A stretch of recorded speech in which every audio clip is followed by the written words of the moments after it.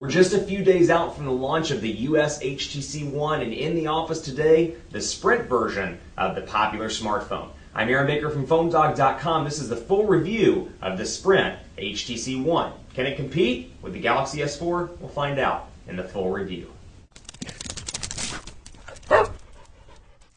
Carrier version numero uno in the PhoneDog offices. This is the Sprint version of the HTC One, packing 4G LTE capabilities, though for some reason, despite Dallas being an LTE market, I am not getting it in my office. Had all kinds of LTE connectivity issues with Sprint right here in my office, but great where I live and great all around the city in my testing with this device. I've had it for a couple of days. It's time to talk about it in the full review. But before we get into that, special thanks to Best Buy Mobile, because first of all, you can get this starting April 19th at AT&T or T-Mobile or at Best Buy Mobile on the 19th for $199 for the 32 gigabyte version. The great thing about Best Buy Mobile, when you walk into the store, they'll make sure you walk out working with your HTC One. You'll be Zoeing, you'll be blink feeding and doing all the stuff that you love about your HTC One thanks to Best Buy Mobile, and you don't even have to set it up, which is really a nice thing. So overall, from an exterior perspective here, you can see the device and it doesn't look any different from the international version, which I've got right here. You can see design-wise looks identical. There's no Sprint logos on the outside, no Sprint logos at the bottom. The only way you'll be able to tell that it's the Sprint device, obviously, is the 4G LTE indicator, but then some custom Sprint applications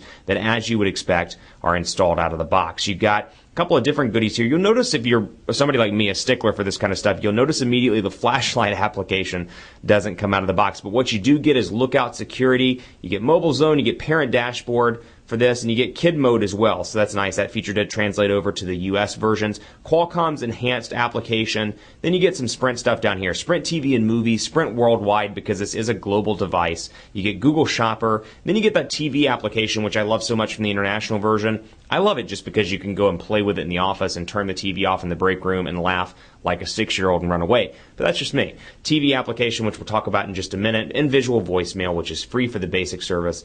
The additional extended version is $199. So you've got some Sprint applications out of the box, and obviously when you pull down here, for whatever reason, the network ID is showing up as Print instead of Sprint. So I expect that to be fixed before the release of the actual device. But for sake of example here, Print, Sprint, whatever you want to call it, is down there at the bottom. So your network ID is there. And like I said, a 4G LTE device. I am in Dallas. It does usually sit on 4G, but right now, for whatever reason, hanging out on 3G, doesn't want to switch back over to 4G, but I haven't had any issues with that in actual testing. So let's jump right in and take a look at some of the Sprint stuff. For example, Sprint TV and Movies, you're used to this, most likely from other Sprint devices, so I can continue to watch free TV and free movies, and there are, of course, paid packages if that's something that you're interested in. You can scroll through here and see things like Parks and Recreation, 30 Rock, and other very popular shows, and you have live TV as well. So I can jump on the news, take a look at ABC Mobile TV, Fox News Happening Now, ESPN, on-demand stuff as well, and then I've got my movie tabs up here at the top. Again, there is a free version that comes out of the box that's part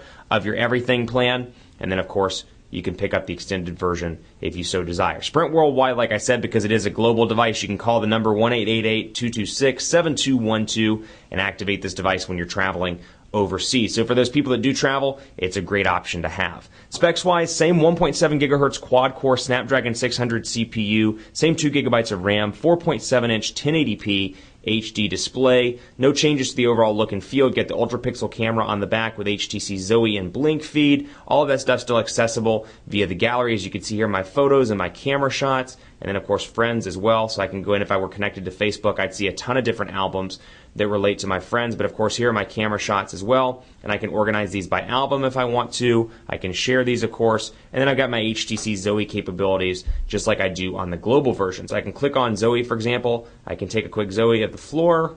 As you can see here, when I play it back, it's going to play all the noise. Let's do this. And so Zoe's right there, and then, of course, that combined with shots throughout the day will make my HTC Zoe, as a result of being right up here in my photos. It'll say, you know what, 4/8/2013 from Dallas. Right now all I have is the Zoe, but I can continue to take some pictures, and it's going to add to that album. So Zoe's a really cool feature. We talked about this a lot, and I didn't mean to, but I just took another Zoe. Take some pictures here just to bring the album up to speed and fill it out. Bunch of different pictures there. And what I like about Zoe is if you're in a wedding, you're at, perhaps the park with your child or perhaps the park with your significant other, you can take a lot of different pictures and really make a Zoe that's something that's awesome and fun to share. So you've got 200 pictures from the day. Really a neat feature that I like about the HTC One. You've got your boom sound on the front, stereo speakers on the outside, which is nice, and of course Beats audio integration as a result of the partnership with Beats by Dr. Dre. Also has a 2,300 milliamp hour non-removable battery. As you would expect with 4G LTE in my time, I have noticed the battery life is a little bit less than the international version, though standby time continues to be good. I took both the international and this version over the weekend and played a kind of a series of standby tests and found that this one did drain a little bit faster. So keep that in mind. You're on LTE, your battery's going to drain slightly faster than the international version. So we'll run quadrant standard here so you can take a look at the benchmark. As you would expect, overall call quality continues to be great on this. Love the speakers on the back, or on the front rather, and love the noise canceling on the back is what I was trying to say. Great phone calls all around. People that I've talked to have been really impressed with the call quality. And like I said, having those speakers on the front make it great for speakerphone. They make it great for watching YouTube videos. Anything that involves sound, it's a fantastic experience. And I find myself, given I'm pretty deaf, I mean, anybody that lives near me or lives close to me will tell you that, or friends will tell you that, but I've been really impressed with the sound, and it's one of the few mobile devices that I have to actually turn it down, quite frankly, because it's so loud. So that's something to keep in mind. If you're used to another device and you think, man, this thing's really quiet, this is going to be a great device for sound, and that's something HTC is really pitching in their messaging with the HTC One. So 11,242 in quadrant standard, so continues along with that great quadrant standard score as a result of that quad-core Snapdragon 600 CPU. So really an impressive device. You got the specs, you got the gorgeous build quality, and Sense 5 is a drastic improvement over previous iterations of Sense. Blink feed is still here. No real changes to this from the international version, as you can see here.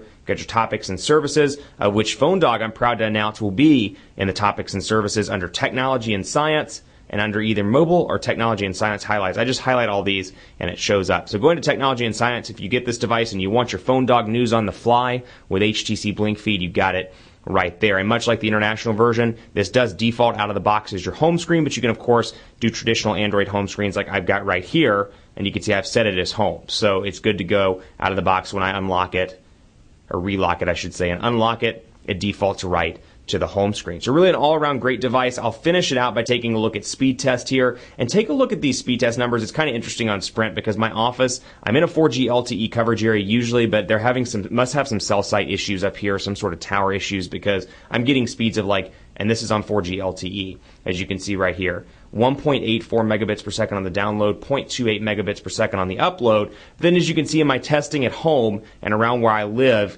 in Uptown, you can see 20 megabits per second, 19 megabits per second, 24 megabits per second. So definitely just a cell site issue in this particular area of Dallas and North Dallas near Addison. You can see when I do test it throughout the city, impressive numbers all around, 19, 19, 24, 14, 12. So from an LTE perspective, if you're in a Sprint LTE market, it's going to be a great device all around. Keep it locked on PhoneDog.com for continuing coverage of the U.S. versions of the very popular HTC One. I'm on Twitter if you've got questions for me, PhoneDog_Aaron, Facebook, Facebook.com/Hi Aaron Baker. We're inching ever closer to this device releasing on U.S. shores, and I'm really excited because I think it is a great device and one of the best HTC devices we have seen to date. It's entirely new. I think a lot of people are going to like it, and I would love to hear your thoughts on Twitter or on Facebook or Google+, gplus.to/PhoneDog. Thanks for watching. Keep it locked right here for continuing coverage of the HTC One, and as always, we'll see you next time.